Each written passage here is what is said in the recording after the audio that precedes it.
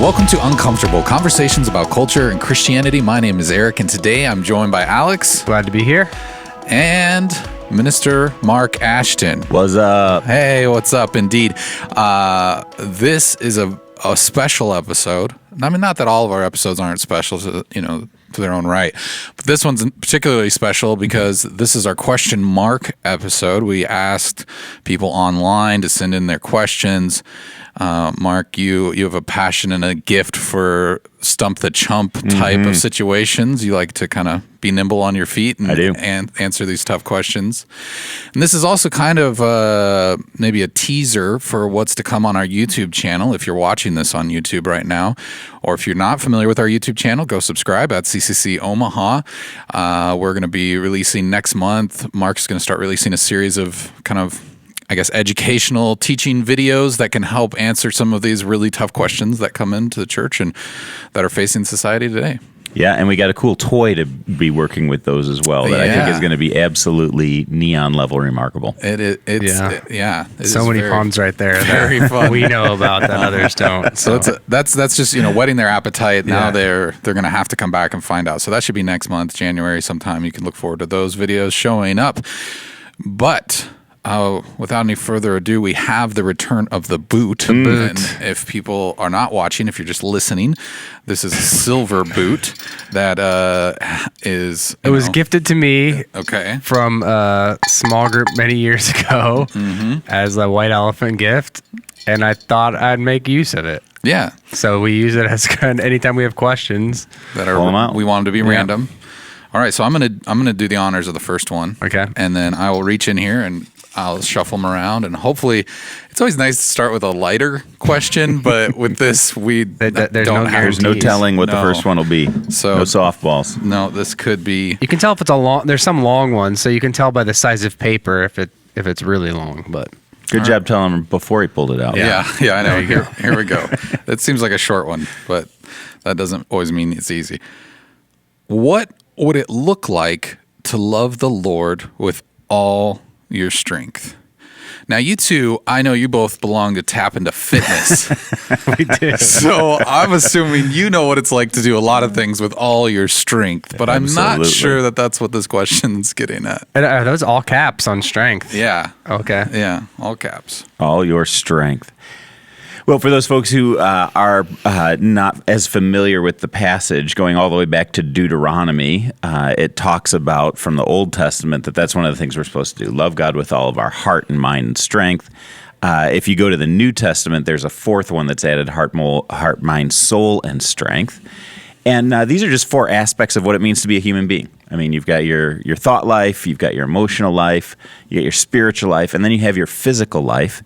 And one of the things that I think is potent about the Christian worldview is that it is body affirming in terms of the bodies we have are A, real, and B, a gift from God.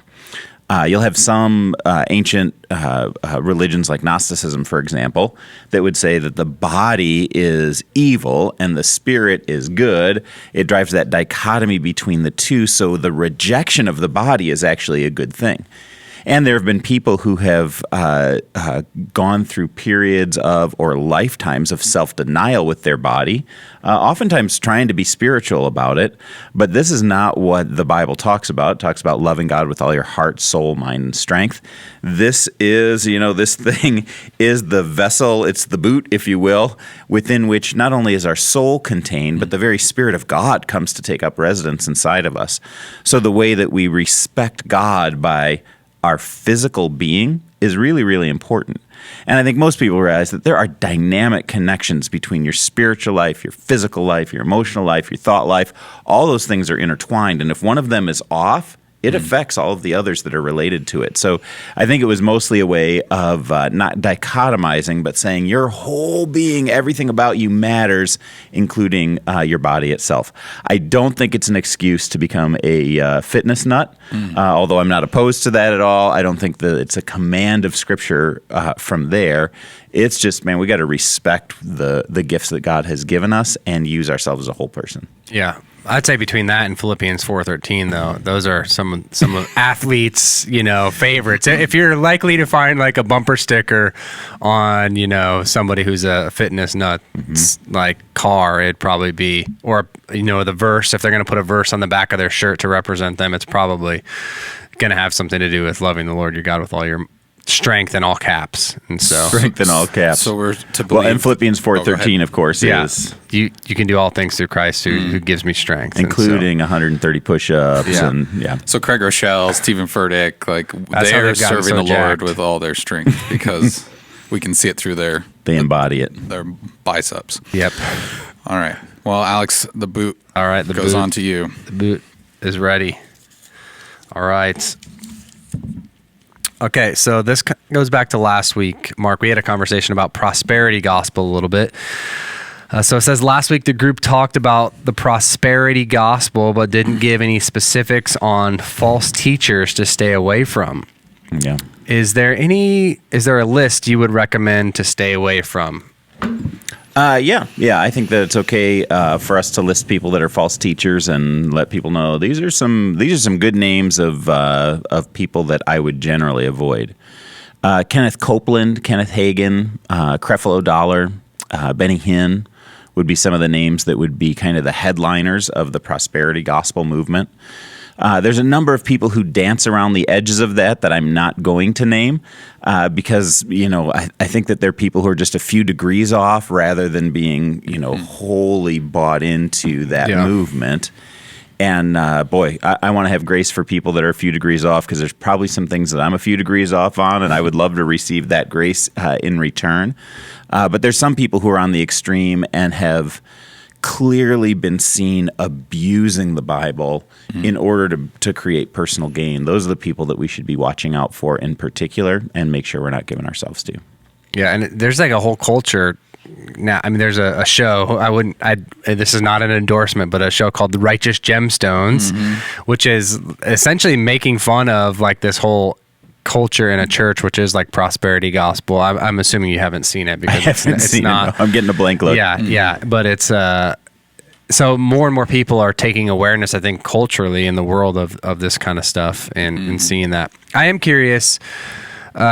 There's one name, and maybe this is somebody that's a few degrees off that oftentimes I get questions about. That's probably one of the most well-known, and that is a guy from Houston, Joel Osteen. So what would you say, what would just your general take on that be? I know there's a few people even last week after the podcast that were like, I wanted you to talk about him. Give a slam dunk on Joel. Yeah. Well, on a positive side, I can say that Joel is very happy. He is. He is one of the happiest people I think I've ever seen preaching. But he's one of those guys that I would say is dancing around the edge of the prosperity gospel. There's a few things that you can lift out of context that you go, yeah, that's not quite right. I would definitely handle that issue differently. There's also some conspicuous consumption that people have pointed out related to his life that to me is a warning sign. It's one of those things I go, yeah, conspicuous consumption doesn't look like Jesus. It's not just adequate income. It's, it goes well beyond that. And that usually reflects a deeper theological commitment to prosperity, and particularly if you're a preacher, that you try and, work everything through your lens of God's word. You kind of have to have a broken lens in order to be able to have that level of conspicuous consumption. Yeah. Well, one thing that came up like after we recorded the podcast last week was there was actually his church was in the news because a plumber was doing work at the church and found a ton of money and then checks like stuffed into a wall. And the funny thing, not really funny, but like the automatic thing that people were saying was, of course, this guy, that's where they hide all their money. But then when they did more investigation, they're like, no, somebody stole like hundreds of thousands of dollars in checks and all this kind of stuff. And no one knew where it went. Apparently that person that stole it didn't get out of there and stuff them into the wall during construction and things like that. So I think people automatically went to, of course, they're doing shady stuff, but it was really, they were the victims of that. And like you said, being used out of context can happen at any point, which is why I love even we have a college student that's putting together like Sundays out of context for us on our TikTok channel, Right. which is just kind of fun because it's making fun of in some ways. Like, okay, you could take anything out of context and make it really weird. Right. And people do that to pastors all the time, like a Joel Osteen or things like that. I know I saw a Stephen Furtick clip last week that I'm like, okay, well, without any context in that 5 seconds, that's pretty weird. But he preached that in an entire message, and so we've got to give the benefit of the doubt there. So that's Yep. good.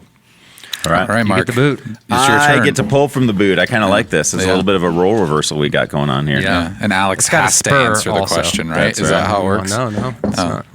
Alex or Eric, I think it's Oh, it's okay. fair game. All right, this is a good one. I'm glad you guys got this one. Oh, great. If we believe God is all-knowing and he knew that Adam and Eve would eat the forbidden fruit, why did he create the tree in the first place? Eric, You want me to answer seems that? like a question for you. Oh man, I've actually thought about this one a lot, and I don't know. I have to be careful how I answer it because I think there are some probably like personal, maybe even theological views that I've maybe landed on that are maybe somewhat, I'd say quasi extra biblical, but in just in the way of understanding God's omnipotence and his all knowingness, and like because I think that's something that for a Christian and it being a human, we can't always wrap our minds around time and how that works, in this vast universe and with God. And so I turn to quantum mechanics a little bit, and I kind of look at the way that, people talk about a multiverse or something like that, and how there could be the same thing happening millions of times parallel to what we're experiencing right now. And so I think for me, I kind of look at that as almost if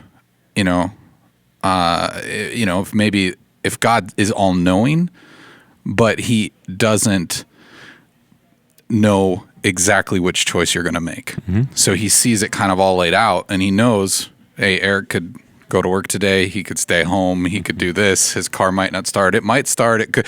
All these things, he knows that. He knows them all, but he doesn't maybe necessarily know where free will comes into place, which one of those paths I am going to ultimately take. So that's kind of the way I look at that, that's because to me, that makes God seem less sadistic in some ways, to look like, because if it was just like, okay, yeah, I'm going to put this tree of knowledge in here and I already know you're going to eat it because you're stupid humans that it just gives you this viewpoint of God where it just seems kind of sad if that's really the way a loving God is, and I don't see it that way. So anyways, that's kind of the way it helps me wrap my head around it. I'm open to being corrected, but that's kind of how I view it.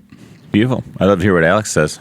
Yeah, I think to me, there's a few different philosophies or ways that people have tried to explain God. There's like the clock maker, and God just makes the clock and makes it tick, and all that kind of stuff happens. And then there's like the chess kind of philosophy where God knows every possible move that somebody could make, and he's the chess master, and so he's constantly responding to them. And I remember being in high school, in high school ministry, especially like juniors and seniors, even your son and his class, they were always like wrestling with these ideas of God's sovereignty, of, essentially getting into, a few of the theological camps of Calvinism and Arminianism, and just wrestling through all of those debates. And that's ultimately where a lot of people end up coming down to is like, hey, are you Calvinist, Arminian, as far as the sovereignty of God and free will? Because I think this has to do with free will. And so, man, to me, I'm a person that lands in the middle. Like, I think that God wants us to have an opportunity to love him.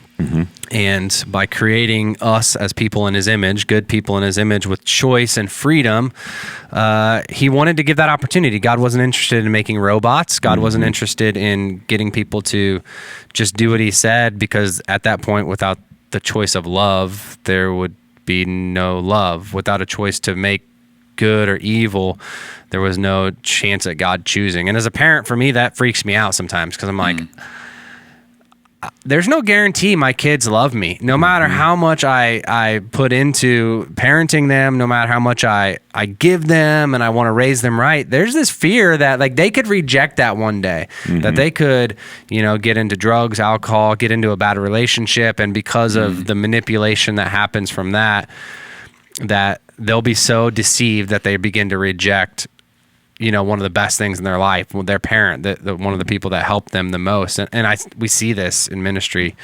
Unfortunately, I've seen this in some of my siblings' lives. And so I look at it from that lens. I think especially as a parent, that God wants badly for us to love him. And in order for that to happen, he had to create, an opportunity for love to exist, for people to accept him or reject him. And so that's probably how I would go about answering the question. It's beautiful. It's beautiful. Do you have anything you would add or want to correct? No, it would just be shades on what you guys already said. I think those are great answers. So. Oh, okay. Yep. Well, great. I would I guess kind of in what my statement that is there is a belief system that's open theism that kind of is similar to what I was saying, but I guess I'm just wanting to make it clear I'm not saying I'm an open theist full-heartedly, but it kind of... Well, that gets so much into the mystery of God, because like you could spend hours trying to exhaust who God is and his character and answering that question, and you could drive yourself insane. And then there's just at some point where I'm like, well, if I knew everything, God wouldn't be that powerful. Right. If he wasn't that much smarter and wiser than me and I could understand it, all of a sudden God's not a God worth worshiping. And the fascinating thing about that to me is I think it's so personality driven. I think the way people learn, the way people understand the world around them is what impacts that view of God. And so some people are okay with your stance. Some people need more explanation, probably like I do. Like it's sometimes... I think helping people understand that, there are answers out there to at least wrap your head around and maybe wrestle with, but the ultimate answer sometimes is a little trickier. Yeah. And I'd add also, just on the question of open theism, that may not be where you stand, but at Christ Community, that's within bounds for us. Right. We could have people who emphasize sovereignty and God's rulership more strongly, or open theism, which emphasizes God's relationship more strongly. Right. This would say, God's foreknowledge and control is stronger. This would say God's love and his responsiveness is stronger. And open theism really is within bounds here. Yeah. Okay. Yep. Great. Well, I'm within bounds, Alex. I thought you weren't. Well, you said you weren't open theism. Well, no, I didn't want people to think that it's like, no, that's I guess I was just heretical. saying that wasn't like, I was trying to say I'm not, there are different, anyways, we don't want to dissect open theism. I was just saying there are certain aspects of it that maybe I don't fully agree with. But anyways, let's move on. Oh, this one's another fun one. The hours of labor necessary to keep the ark clean compared to the number of people on the ark to do the work doesn't add up. How did Noah's family feed all the animals? And most importantly here, shovel all the poop. I feel like that answer's somewhere in Ohio because Ken Ham. That's right. Ken Ham, He should know. My arch nemesis. Well, and I would say I've been doing this for 31 years. That question has never come up before. So, kudos to whoever brought it up for the uniqueness factor. They've brought that out of nowhere. My response to that is the entire Noah's Ark event is a massive miracle. So, you've got this flood that's going over massive distances. You've got, a boat that's way too huge for construction to be able to happen, at the time. You've got animals coming out of the woods 2 by 2 and just waltzing themselves onto the boat. I am not worried about some things that may say, well, the numbers don't really add up on the poop scooping duties that are there. If God could figure out the rest of it, he could figure out ways to bring rainwater in to wash the poop out the backside or whatever other kinds of miracles he wanted to do. I think we make a huge mistake sometimes when we say, okay, this supernatural event doesn't have a naturalistic explanation, like, how did Jesus' DNA code work if he didn't have a father to, have the sperm and the egg unite with one another? You go, okay, that's besides the point on this. It's a miracle that took place, and so we don't have to worry too much about the details of the how part. God can figure all that kind of stuff out. I got nothing to add. Nothing? No. That's where faith. So you're saying that's where faith comes into play. Well, I think if you're willing to concede that there is a Noah's Ark, that there was a flood, that there was animals coming out 2 by 2, it's just a small thing to go, how did they scoop the poop? I don't know. That's just, if it's supernatural, it's supernatural. You put it in the category of supernatural. Yeah, it's definitely one of the last miracles I think that would have happened in the lineup. Well, because it's an interest. I find it fascinating just because it's like, well, not only the poop, but feeding them and where'd they store the food, where all those things. You start to get so practical about it. Sometimes I could see how someone maybe struggling with their faith would go, I don't know how you believe that as a Christian. Like, I can't do that. Like, and so it's just, I can see why someone would maybe pose the question. Yeah. Maybe they barbecued the dinosaurs. Yeah, that's what it was. That's how they are extinct. You heard it here. That'll be used out of context someday. Yes, it will. Okay, so this one's a little more serious. I'm not to say that last question wasn't someone being serious, but this says many people who have a miscarriage or tragic death of an infant say that they know their baby is with Jesus. What verses in the Bible point to their belief in this? So, Mark, I know you've talked about this and had experience there. So, when you have conversations with people, or even in your own life, where do you go for that? Yeah, Alex is referring to a number of times I've talked about how when Callie and I were first married, before our firstborn was born, we had 2 miscarriages and lost those 2 babies. And it was some of the most heart-wrenching, traumatic moments of my life. And I hadn't actually dealt with the issue theologically first, so it was kind of in the middle of my pain. I was really taking a look through the Bible for what it had to say. And there's a story in 2 Samuel that I've got here that I'll have to go ahead and find the actual place, but it's a story of David. And David was with Bathsheba. He got Bathsheba pregnant. She had a baby. It came out that was all a big immoral thing. Nathan confronted David about that, and when he did, the baby got sick. And here's what it says about what happened at the end. Eventually, the baby died, and David was very distraught by the baby's death. The guards didn't want to come in and tell him the baby died because they didn't know what was he going to do. But he got up, cleaned himself up, and had dinner. And they're like, well, what was that all about? And here was his answer. He answered, while the child was still alive, I fasted and wept. I thought, who knows? The Lord may be gracious to me and let the child live. But now that he's dead, why should I go on fasting? Can I bring him back again? I will go to him, but he will not return to me. So that's 2 Samuel 12:23, since they were looking for the particular verse. I think that's the one that Christians go to most often, where David says, I will go to him, but he will not return to me. In other words, the baby's not going to raise from the dead and come back. I won't be with him here, but I will be with him in all eternity. So David at least had the confidence that his baby was in a place, and the theology of heaven and hell was not very well developed by this point, but there was at least a sense that there is a place the baby's going to be, and I'm going to be with him. And that's something that's been affirmed. It's never been rejected or upended anywhere else in the Bible.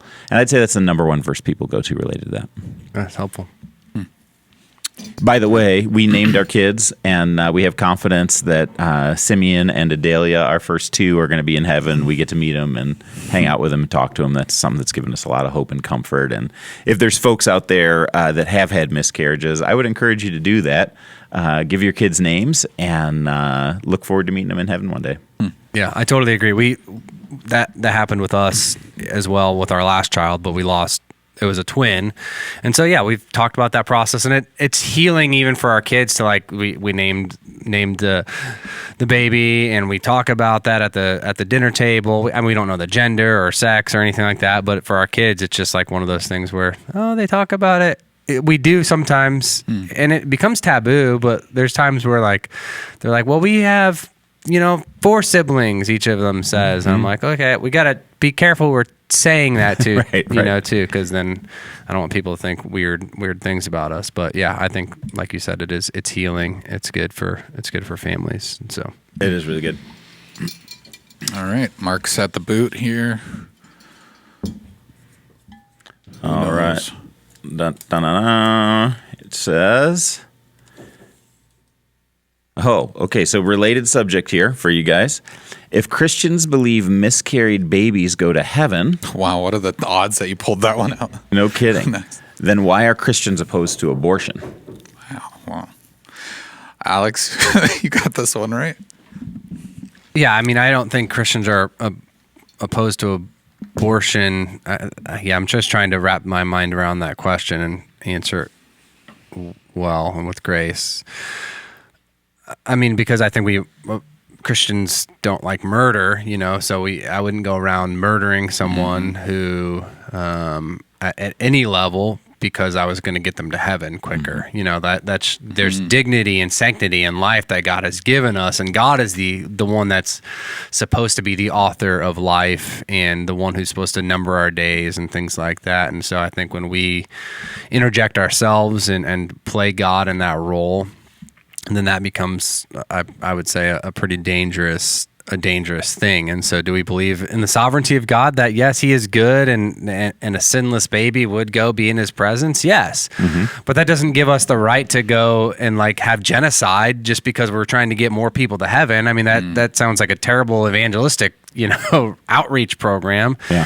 And so I think that it's evil, that's a part of what the evil is. Death is a part of the curse that came from sin in Genesis 3. And so we should not be people that are trying to replicate, to be a part of that curse yet. And we're supposed to be people of life, that's what Jesus comes to deliver and give us. And we're supposed to do what we can to provide life. And then there does become all these complicated questions outside of that around that just become difficult to make. And that's why we have to listen to God. When I think of somebody who's on life support and all of those kinds of things, it opens up a whole nother can of complex kind of issues. But I think ultimately that's why, because these are babies being killed that were made in the image of God, and that's perpetrating evil.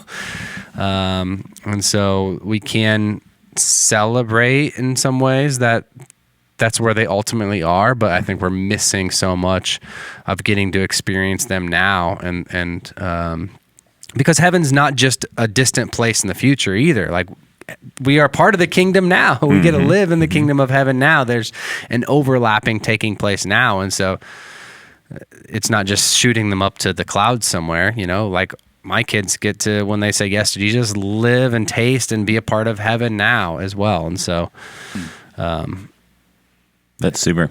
I would say you could also feel the emotive impact of the question, and this is kind of a sick way of talking about it, but it gives an answer to that question. As you say, well, theologically, we would believe the same thing about a 3-month-old as one that was 3 months, before birth. And you would say, if we believe that 3-month-old is going to heaven, why don't we just go ahead and kill the 3-month-old and say, well, he's going to be in heaven, so it's not that erase big of a the deal. pain that they might have to deal with in life. Exactly. And we wouldn't say that because, as you mentioned, life is sacred, created by God. He picks the number of our days. Yeah. It's beautiful. All righty. Here we go. Back into the boot. And let's see. This looks like a long one. It's a big half sheet of paper I got here. Oh, boy. All right. Chapter 1. Yeah, chapter 1. I have a question about 1 Kings 22, 6 through 28. Very specific here. The vision of the throne room where God allows a deceiving spirit to enter into the 400 prophets so that they would give King Ahab bad insight and he'd walk into his death. Can you help me understand why God, who is truth, would do that? In Job's situation, Satan had gone to God, but in this story, it says something like God asked who would deceive Ahab. It just doesn't seem to be in line with God's character to deceive anyone. So I know that I'm missing something here. So fantastic point. There's actually a lot of layers that are in the middle of that conversation. And before we go into any of the layers, I want to do a little bit of a plug because we're going to be doing a series starting in January related to the idea of demons and God's power over demons. And it's a 5-week series. It's going to be fantastic. So if there's anybody out there in podcast land that would love to participate in that online or show up here in person, that would be fantastic. We're going to be handling questions like this all the time. And I would say there are some very bothersome things about that. I mean, what is God doing interacting with demons is the first question that's there. And whether you're talking about the book of Job or this passage in particular, or there are times with Saul that it says God sent an evil spirit. And you go, wow, how does God interact with them? Is he in charge of them? And does he send them to wind up doing destructive things? And there's a couple of things that I think are important to understand. One is God can interact with whoever he wants to. And so the throne room of heaven or God's presence is, God's business. He can choose to be with whoever he wants to.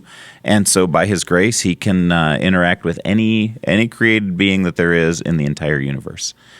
The second point, I think, is that sometimes Old Testament language, so this is going back to the Hebrew, doesn't differentiate between causality, so God sending versus God simply allowing something to happen. And so because the language is not very precise, or it doesn't work in the original language the same way that it does in English is probably a better way to say that. Sometimes the ways that we come up with those are not exactly right according to the author's original intent. Or the language is right, but the theology that they were promoting was not nearly as precise as what somebody looking back thousands of years later would be hoping for. They were simply saying this is the way that the story evolved, but they're not creating the kind of character of God or causality questions that we would be working on in those particular situations. So there are times that God can be interacting with, allowing, doing whatever he wants to in this world.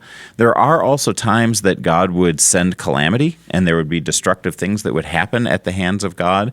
If he wants to use armies or demons or whatever he wants to be able to accomplish those purposes, that's his right as the one who's the author of everyone who's in control of the universe. So those are a few pieces. I don't know if you guys have anything to add related to that. I don't think I have anything additional.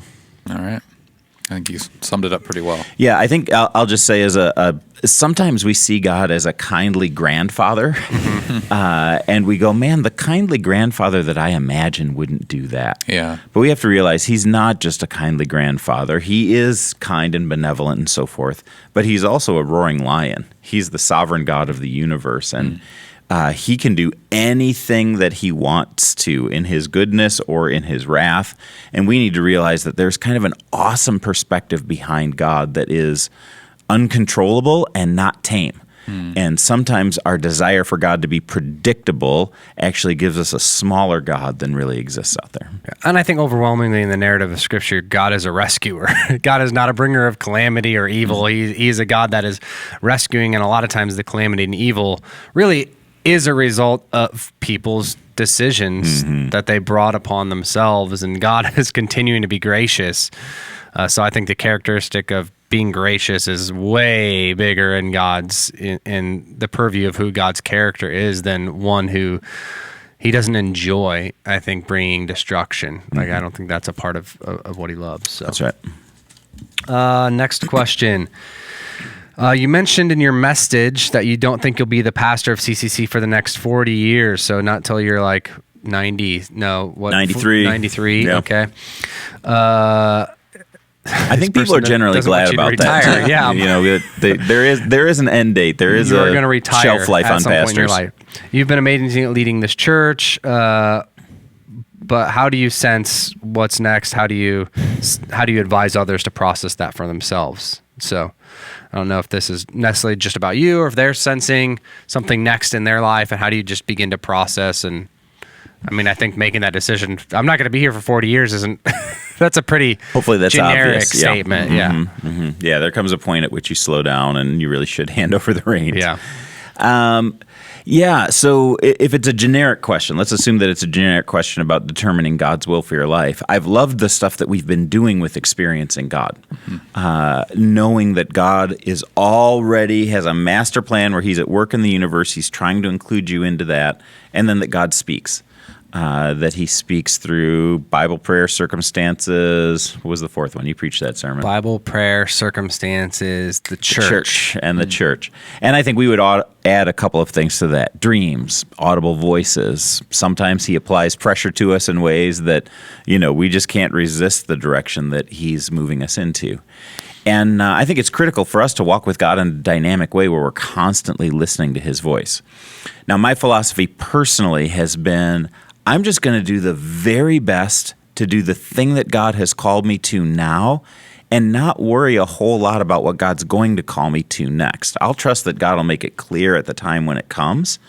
And my life has been filled with those kinds of moments where, I'm just plugging along with InterVarsity at the University of Illinois and God drops something in my lap in the Chicago area. And same thing, plugging away in the Chicago area, God drops something in my lap related to Omaha, Nebraska.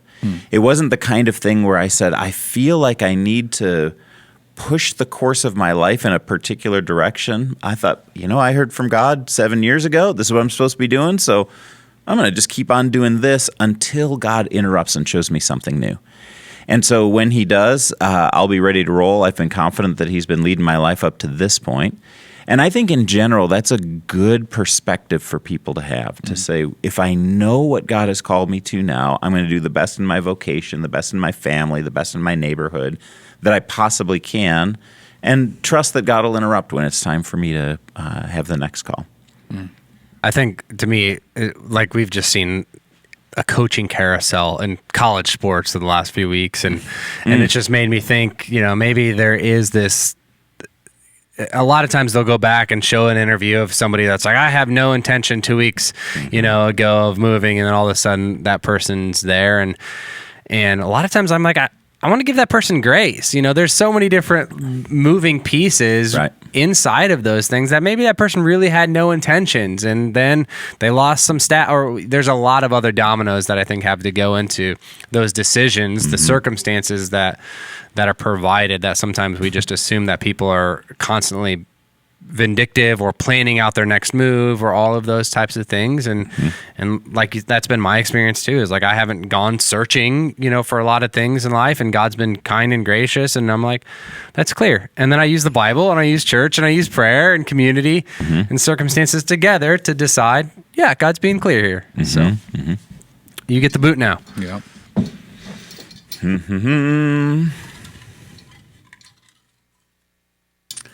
All right. Next question coming straight out of the boot. Oh, interesting one. All right. For you guys, I'm getting a lot of baby questions here. If you place a baby for adoption, are you bad in Jesus' eyes?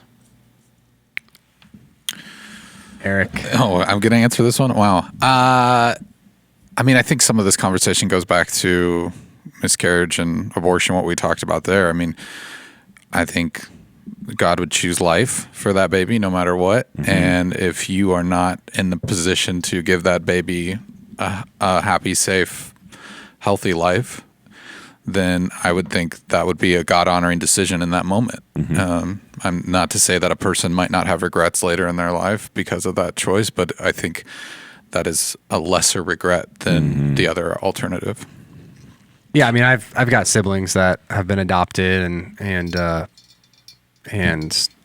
yeah, I think it's one of the least selfish things you can do. Every circumstance is different, so I don't know if that's happened or they're considering it. But I think it's adoption. We are adopted into God's family, and really, my kids aren't something I own. They're gifts from God, and there's plenty of different scenarios where somebody can't steward that gift well, and so one of the best things to do is to give that to someone who can steward that gift well, and maybe be in a better position financially, or a more stable home, or maybe you've made poor decisions around drugs and alcohol, and that kid's just not going to be able to have the opportunities available. And so I think the opposite I think it's probably one of the most loving and unselfish things that a person can do. But I also see an enemy that would probably want to continue to attack that and continue to belabor who you are and to try to speak lies about that into your life. And so there's a real enemy that would probably try to do that. But I think it's one of the most loving, unselfish things, that a person can do in almost every situation I've seen. So. And I think from a pastoral perspective, we could say that Jesus rejoices when people make loving decisions. So not only is it not bad, it's the kind of thing that brings great pleasure to the heart of God to see somebody saying, I love this baby so much that I'm going to do the unselfish thing and make sure they're in a healthy environment. And there are, particularly for babies, there are lines of people that are waiting to adopt babies that are healthy people, good families, and the greatest gift that they could have in their lives is that baby. And your baby would be treated very well there. Yeah. All right. What's the least favorite thing about your job? Please don't say this. Please don't say this. Okay, so I think this was written from if they were asking Mark directly. Okay. So it says, what's the least favorite thing about your job, and what's your favorite thing about your job? Yeah, so least favorite thing about my job. I'll start off by saying I've got a really good job. And I feel like God's blessed me a lot. And most of the hours of my day, I get to do things that I love and things that I'm good at and things that matter. And so in a general sense, let me say, if I say things that are annoying, these are minor nuisances in an overwhelmingly good situation that I have. And Christ Community is particularly a healthy church, great elders, great staff. I mean, it's a delightful place to work. Okay, but with that being said, probably one of the things that's most challenging for me is remembering people's medical conditions. I don't know. Oh, wow. I don't know if that's a weird thing. I think I'm just particularly bad at that. The vocabulary isn't familiar to me. People are usually far more specific and medical in the way they explain something to the point where I'm like, I don't even know what that means. But you don't want to make somebody who's in a medical situation explain it. And what oftentimes happens is I just forget it. I'll pray for the people in the moment and then get back and I'm like, oh, there was something going on, right? And so it's oftentimes embarrassing. And I'm their pastor, and I'm supposed to care about those kinds of things. So it's really kind of a fail type of a deal for me. So that's maybe a little bit more humorous. I would also say over the years, not present company, but staff behaving badly has been one of the hardest things for me to deal with. So from your staff in particular, it's complex because there's employment issues that are connected in with their moral choices. And if they do things that are bad and it affects all kinds of things, employment and other people's lives and little kids and deep disappointment, and how do you manage those things and help things to go well? So in those moments, what do you say publicly? What do you say privately? There's just a lot of very complicated things that are happening in people's lives. That's one of the hardest things. What I love the most is pretty easy. I love seeing lives changed. I love baptisms. Man, baptism day is a huge day for me. I love watching staff develop. I love sending people out to the mission field. I love seeing people make good choices for their marriage, make good choices for their kids, make good vocational choices, get out of debt, all those kinds of things that as a church we just see broken lives put together all the time. People from difficult pasts making good choices, getting the right kind of counseling, having their identity changed. Man, life change is the best thing about being a pastor, I think. That's good. That is good. You didn't want to answer, Alex? I agree. Oh, okay. all of the above. I know you hate it when your staff acts up. Yeah. Have you listened at all to the Rise and Fall of Mars Hill podcast? And what are some brief positives you see from much awareness of fallen or abusive leaders? Yeah, wow, there's a lot to that question. We had one conversation, I will say, on the podcast, you, Jess, and Eric, talking a little more in depth about abusive leaders and some of those situations, and so we can point people back to that episode as well. For Do you know a what more number robust, offhand? Offhand, no, but we can put it in the show note. It's the only one I remember I was gone, so it's the only one I've never been on. So I should have had that one memorized, but You should. we'll get the answer by the end. But you can answer. So pragmatically, I've listened to most of it. I think there's one or two episodes that I still haven't gotten caught up on. Heard a lot of it. Also, would just say I lived through it as well. So, I'm old enough to remember Mark Driscoll, to remember when it was hot, to remember when his church was skyrocketing and people were paying a lot of attention. And I've listened to a number of his sermons along the ways and all of those kinds of things. And I would say there were those who were mostly in my circle that could sense the abuse when it was young. It was one of those things where the church I was at was Willow. He wasn't invited to conferences there, even though he was a big conference speaker at the time, because there was just a sense that there is something that is not right about this. Particularly the way that he treated women was something that was a big red flag for us. And, some of the power issues were just obvious even from a distance that were going on with him. I think that it's helpful for people to realize that this happens in churches, and it's not normal in churches, but it does happen out there. And if we can help spare people the pain of winding up in churches that have particularly charismatic, brilliant speaker kind of leaders that are ultimately building a kingdom for themselves, that is a selfish kingdom, we can spare people of an awful lot of pain. And I know people oftentimes have really genuine experiences in that context, so I don't want to delegitimize the experiences that they have. But the fallout that is going to happen 3 years later or 5 years later, and the long-term pain that comes into a person's life as a result of that, we would love to help people to be able to avoid that pain. So the exposure of what are these leaders like, what are their characteristics, what are their techniques, what are the ways they do, can create a good kind of paradigm for here's some red flags to watch out for. I think that it can create also a fear of any spiritual leadership, that there can be a paradigm where spiritual leadership and spiritual abuse are married together very closely. But I would say just kind of a simplistic way of saying it is just because people have abused the name of God doesn't mean that the name of God is bad. Just because people have manipulated you spiritually doesn't mean that inspiring spiritually, teaching spiritually, helping people spiritually is something that's bad. So be careful not to throw the baby out with the bathwater in this. I think Mars Hill is one of those pretty clear-cut scenarios. But in between Mars Hill and Mr. Healthy Church, there's going to be a lot of shades of gray. And watching out for those things is part of the path of wisdom. But not throwing everything into that category is also part of the path of wisdom. Good.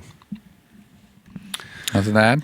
No, I mean, I think that we've had a few people ask us about it, and I'm waiting to finish. I haven't listened to the last episode yet, okay. And so I do. I know we'll probably talk about it at some point, and so I don't want to future episode right now. coming soon. Yeah, about the podcast itself, I will say that there are some times that they comment on other areas that I know well. Like, I don't know Mars Hill well, but I do know Willow Creek well because I was there. And some of the ways that they shade things in the podcast, I go, that's not really true. That's not the way that it was. If they had a fact checker there, it would be helpful. And, some of the things I'm noting about that podcast itself is that the podcast is doing some of the same things that Mark Driscoll did in choosing particular information, making things more sensational than they probably were, giving limited doses of things to people. So I would say our skepticism should not only be about churches like Mars Hill, but it should be about podcasts like the Mars Hill podcast as well. Yeah. Yeah, it's interesting to me when any type of even true crime, things like that, that type of podcast with those serial podcasts became very popular, and now there's just hundreds of them out there.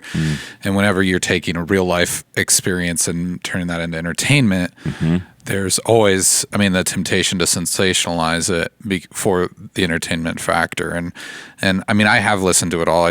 I finished the last episode, and it's one of those things where you can sense they're trying to redeem the situation. Like, I think they're sincerely trying to do that, but I think that entertainment factor in there too, it's hard to avoid. And you look at, I mean, if you look at the effect and the influence that Mars Hill had on every church in America, like the way that they approached social media, the way they approached services online, the way they approached all of that type of thing, the way they named their sermon series, things like that. Like, they had such a overreaching influence that in a lot of ways was probably positive, that helped the church meet the culture at that time. And so it's like, yeah, it's hard you can't throw the baby out with the bathwater. And it's a hard dance to dance. And I mean, in some ways they're doing a great job. Other ways, maybe they're falling short. That's right. Did you get that podcast episode? Did you find it? Oh, yes. The one, yes, it is episode 77, When Leaders Fail. So if you want to hear Mark talk a little more about that, you can follow up with that one. It's my turn, right? Yep. There it is. Did you know there was Cowboy Church that used to use a boot like this to pass the offering plate? Oh. That was... I have not been to a cowboy church. Wow, we should I haven't either, but... maybe consider taking up that practice sometime. Cowboy Sunday. Pass the boot, friends. Pass the boot. You got the paisley on your shirt too, so you could wear that. Yeah. Hey, dear. All right. I've been told there aren't relationships in heaven, so why isn't a mother anymore? Okay. I didn't make it up. I think there's relationships in heaven. I mean, ultimately, that's what God created us to be, was relational beings. Even God himself is relational being. So I would say probably, I don't know where you got that information, but I'm guessing it's wrong, or maybe you heard it differently. I would guess that the role of mother, what that looks like, is probably somewhat different, in heaven.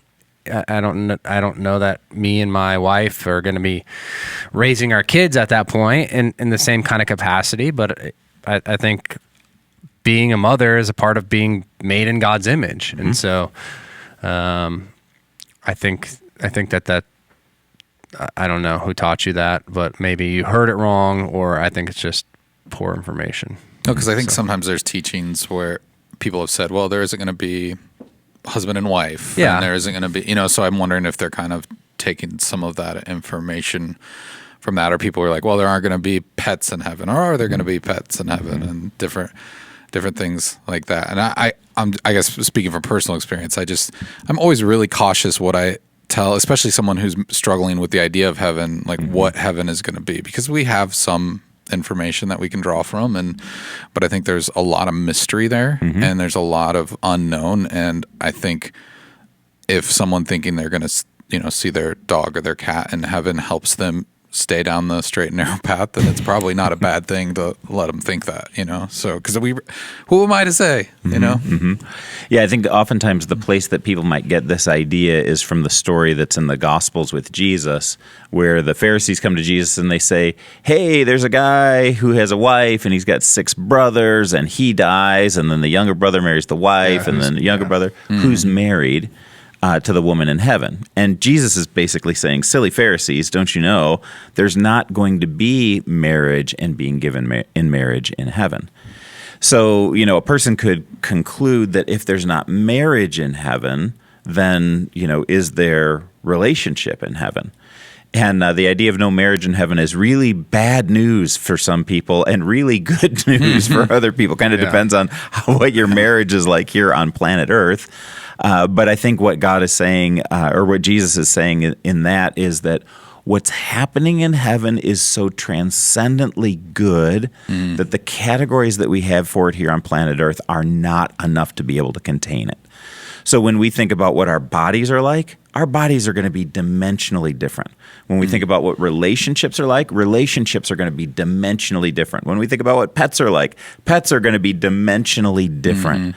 So it's just too reductionistic to overlay our stuff on heaven. Now, sometimes, I think you're right, Eric, it's good for us from a point of analogy or comfort to be able to say, sure, those things are going to be present in heaven. But I think of the verse that says, no eye has seen, no ear has heard, no mind has conceived what God has planned for those who love him and are called according to his purposes.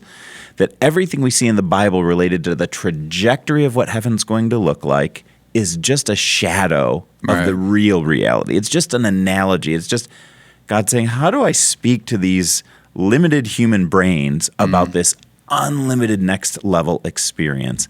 And we can really look forward to that. And I think relationships will be there and will be ultra dimensional to what we're experiencing here. Well, I think the church does a really bad job sometimes at describing heaven to people by almost like, oh, it's going to be like a worship service forever. And they're thinking, man, I don't really like my worship service. That sounds really bad, actually. An hour a week is enough. Yeah. So it's just like the way the church can represent that, we could probably do it better. And I think in some ways, the mystery of it can be the appealing factor in it. We don't have to know, we just have to know that, God loves his children. He's got something good for us. Yeah, right on. I think one of the difficult things overall about, and obviously Q&A with anonymity too, is like we don't always know what that person's asking. I was trying to remember. I think I have no clue who that person is, but I think that one came in with the question about adoption, and so I don't know if this person gave their baby up for adoption or whatever that might be, and there's this longing for relationship there. And so if that's the case, and I don't know, but I just want to encourage you, and be in community, be places where you can ask this question, because it is difficult, because we're taking stabs at with no relational or any kind of equity there at knowing exactly the fullness of a person's situation. And so we'd encourage you to. Sometimes there's fear that keeps us from asking or having these conversations with people around us, because we're wondering what people are going to think. And sometimes the anonymity, though it's good, can be bad, So if that's something you are struggling with and you are a person at CCC, we'd love to talk to you more about that personally, or get you connected to somebody here that can answer those questions, hear your story a little bit more. So I just wanted to throw that out there, because I think they can find more healing if that's a pain. That context is really good. And I think I just want to, I feel inspired to add to that the love you feel for that child, like, just to magnify that to an infinite degree of what God feels for you. So whatever you're concerned about, whatever that fear is, know that what God has in store for you is so much better than you can even imagine. So don't let that break your heart. Right on. All right, another question. Here we go.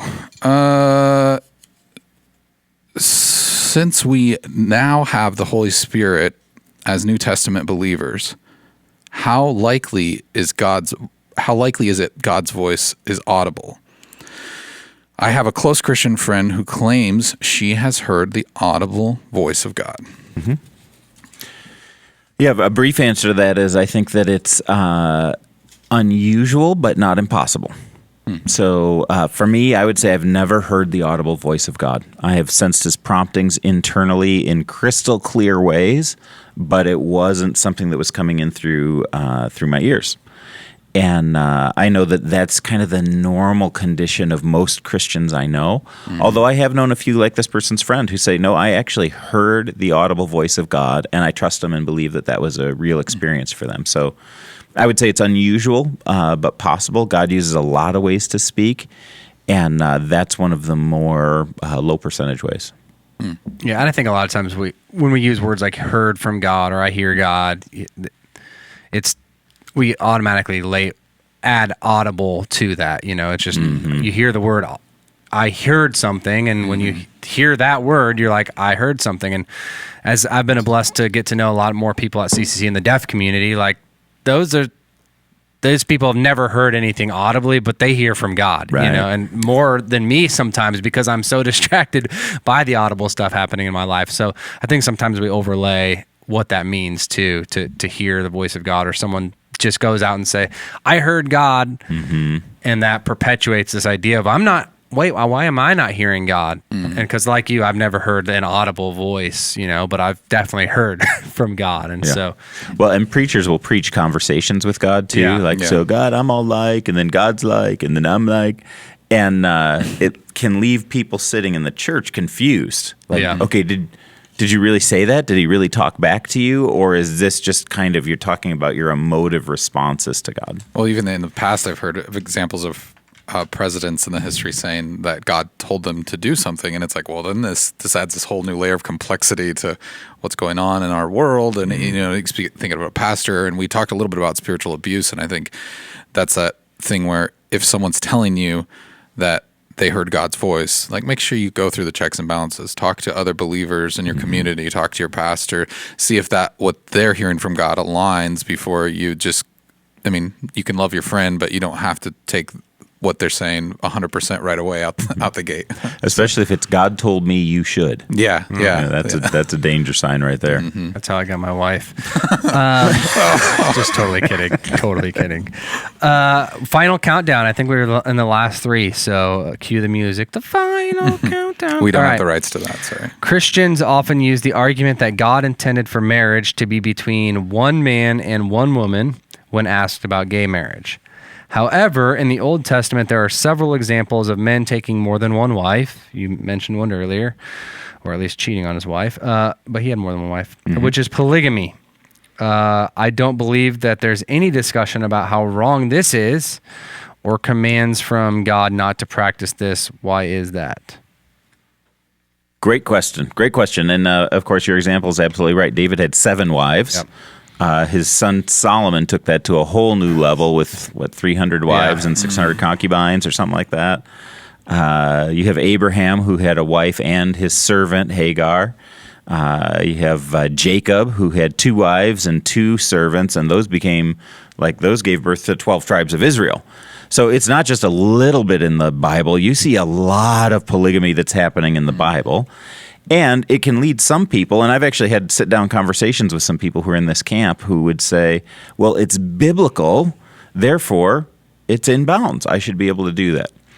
So I think a couple of things should be brought to the surface. One is what is the reason why it may have been acceptable biblically, and then to be able to ask another question about stuff that's biblical. So first question is morally, why would polygamy be okay sometimes, at least in the Old Testament? And I think you need to realize that you live in a culture in the ancient world where women were economically dependent on men, even for their very survival. It was also a very dangerous and war-filled world where oftentimes the percentage of men was lower than women because men were the ones who went out and did battle for a variety of different things. It was just there was more violence that would be perpetuated on men. So then if you've got a percentage of your population that's now economically vulnerable, even to their very survival, I think God allowed for polygamy. He didn't, say that it's not allowable in the law, like other things he said weren't allowable. But he didn't say it's not allowable out of compassion for people who would be economically vulnerable during that time. And so it was allowed in. So that's point number one. The second thing I would look at is I would ask the question, just because it's biblical, does that mean it's good or right? So you see all kinds of things happening in the Bible, from murder to prostitution to theft, that are in the Bible. Well, just because it's in the Bible doesn't mean that it's good. Just because people had polygamous relationships doesn't mean that it's good. So you ask the question, okay, did any of those polygamous relationships turn out well? And it's fun. You do the survey of, Abraham pimping out his wife, or what happened in the relationships between Rachel and Leah, what happened with all of the concubines, what happened to Israel in the next generation, what happened with David and his sons. Did they all get along really well? Did they have wars with each other? It's a mess. And every single one is a mess. And sometimes the teaching of the Bible is not, here's the Aesop's fable, everything turns out well, and now we know what to do. Sometimes it's, that's a mess. Don't repeat what that guy did. He did these 3 categories of his life well, but that one he really messed up on. I think David's kind of the prime example of that. Solomon would be right in that category as well. But just because something is in the Bible, just because it's biblical, doesn't mean that it's good, and we need to be discerning about the way that we read those stories. It takes us back to what was God's original plan for marriage. Well, we can see it best before the fall. So before there was sin that entered into the world, what did it look like? Well, it was Adam and Eve, one man, one woman, lifetime relationship. And as you look throughout the Bible and you say, what does God bless over world history? It's one man, one woman, lifetime relationship, raising the kids together, creating healthy environments, and helping them to thrive. Good. Is it your turn? Yep, you're up. I'm the puller. So we got 2 more, maybe? Yep, 2 more. All right. One, and then you can take the last one. Is there any way we know the end is starting to happen? So, There you go. you're going to say something? No. I thought you were going to say something. Oh, no. Oh, this is for you. You guys to answer. Do you have... I was just going to say we have a whole YouTube video about this. That went it's one of our viral, most yeah. popular. 10 signs. Seven Seven signs. signs. The end is coming. Yeah. Sooner than you think. Jesus is coming sooner than you think. That's I'm the assuming title of that's it. what they're asking, and not their own personal demise. I'm assuming that's not what they're referring to. Man, I struggle with this one personally, just because I think I grew up in an era where my future wasn't planned for. So it's like you see, the rapture's coming. So, whatever. Eric won't even see high school. Like there was just this idea that the end was so near. And so I think as Christians, we will grasp at a lot of things, especially when culture doesn't reflect the heart of Christ. And that's upsetting, and it should be.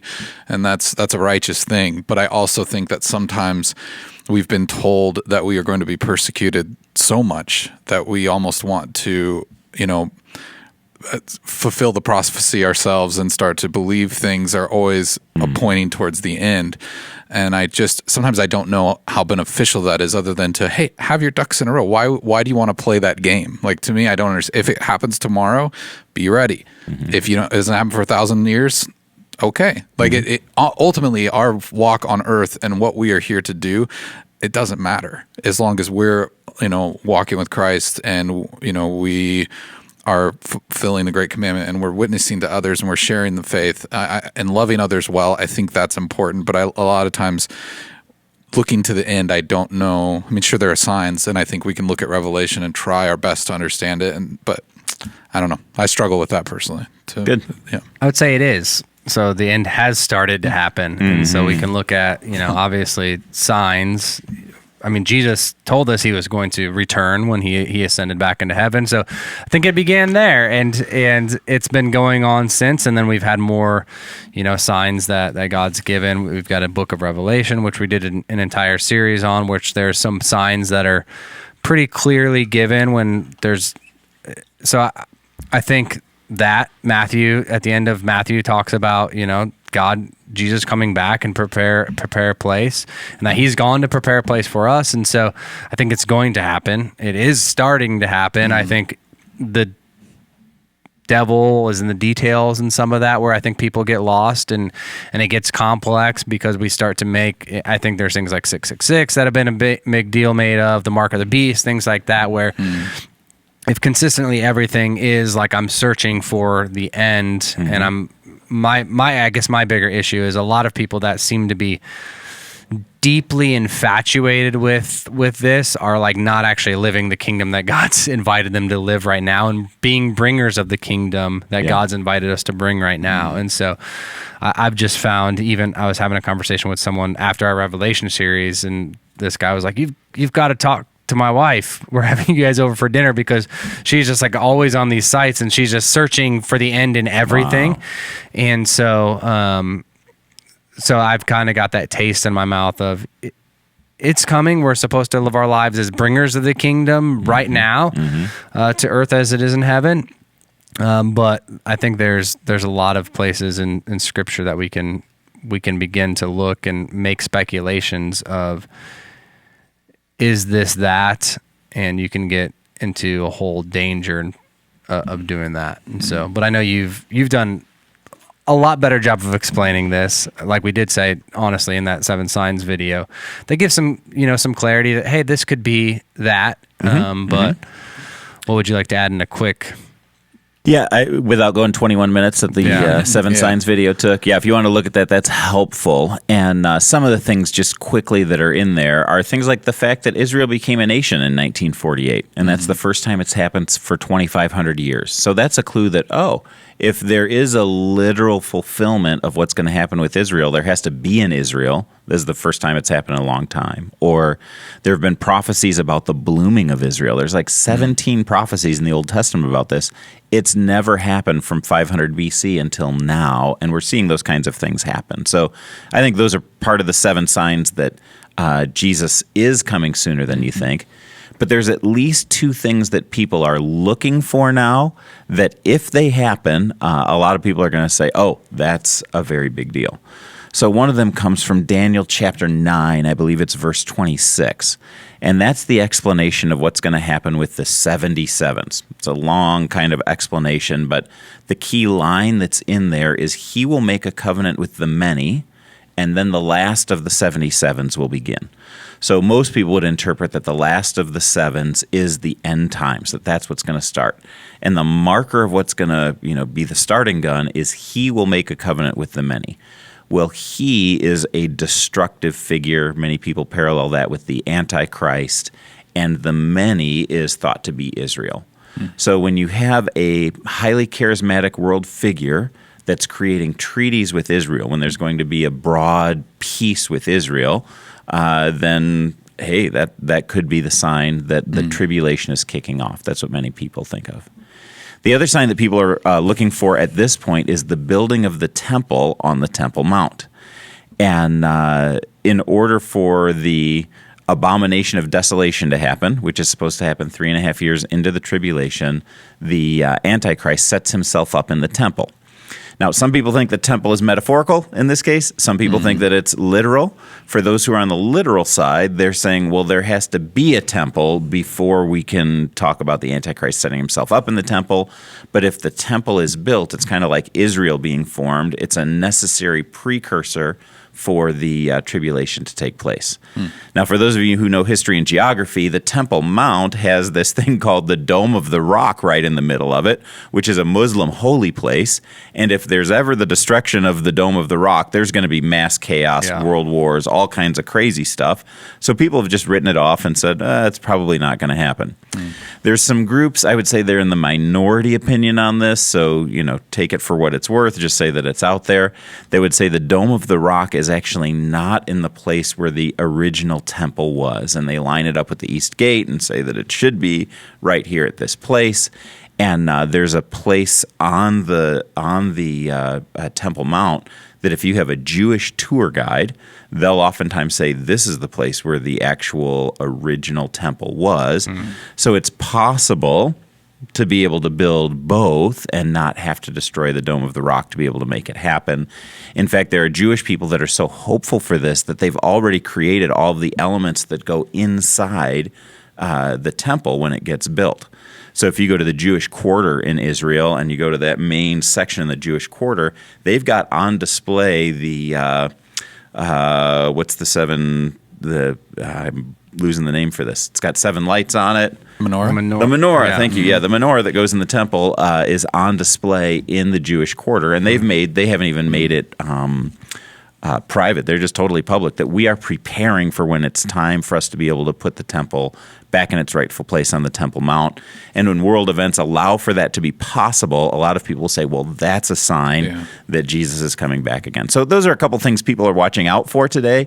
I'm not sure that they have their interpretation right, just like I'm not sure I have my interpretation right, but those are a couple signs people are looking for. My interpretation was every 4 years the Antichrist comes as we vote for whoever the president is. Doesn't matter who it is. That's right.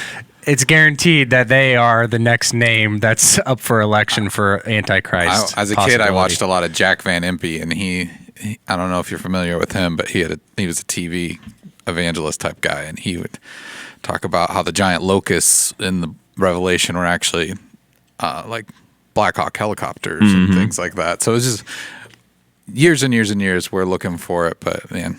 Yeah, did he do Ronald Wilson Reagan 666 six letters in each name? Yeah, all the Bible code if you count into certain scripture a certain number of times. Yeah. Anyways, here it is. Drum roll. Last question. Boom. Out of the boot. Oh, this is a fun one to wrap things up with.